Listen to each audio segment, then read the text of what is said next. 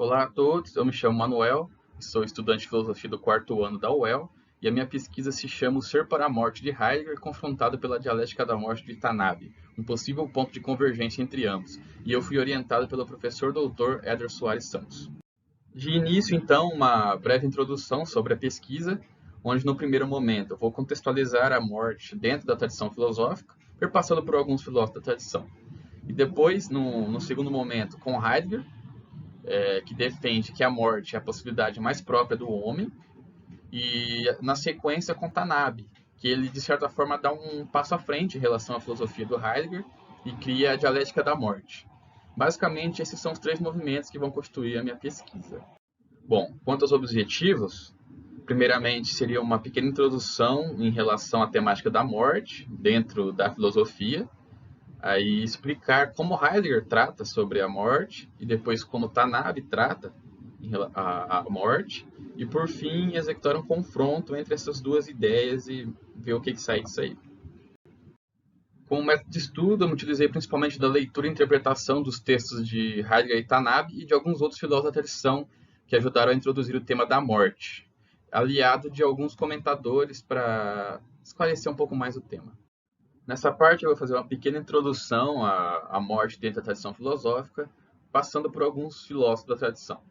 Começando por Sócrates e Platão, que destacam a questão da incerteza que cerca a morte, dos mistérios, né, relacionados a essa questão.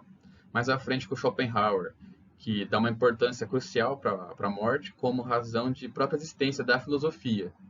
E a gente também tem como tem Cícero, ou propriamente Platão e Sócrates, uma ideia da filosofia como aprender a morrer. Se tratando de Heidegger, vou ter que ser bem sucinto, dado ao tempo, mas ele nos dá o Dasein, que é o único ente que pensa a sua própria existência. Ele se projeta no mundo, e justamente por isso que ele é um ser no mundo. Mas junto do Dasein, há também uns outros objetos que estão simplesmente dispostos no mundo. Diferentemente do Dasein, que pensa e reflete a sua própria existência, esses objetos estão simplesmente dados. Mas dado essa característica do Dasein de conviver com esses objetos, muitas vezes ele se confunde com esses objetos. Ou seja, ele também acaba sendo um objeto simplesmente dado. Ele não pensa mais ou reflete sobre a sua própria existência. Isso que Heidegger chama de mundanidade do mundo, ou um modo de existência impessoal do Dasein. E esse modo impessoal só dá para se escapar disso quando o Dasein é acometido pela angústia. Ou seja, quando um ente próximo ao Dasein falece, aí esse Dasein é cometido por essa angústia de morte que o desperta para sua própria finitude, ou seja, ele percebe que ele é um ente que vai vir a morrer, é um ente finito. E essa noção de finitude é aquilo que dá significado para a vida do Dasein. E só assim que o Dasein, então, consegue voltar a esse modo reflexivo de existência que ele tinha previamente. E esse seria o ser para a morte de Heidegger de uma forma bem reduzida.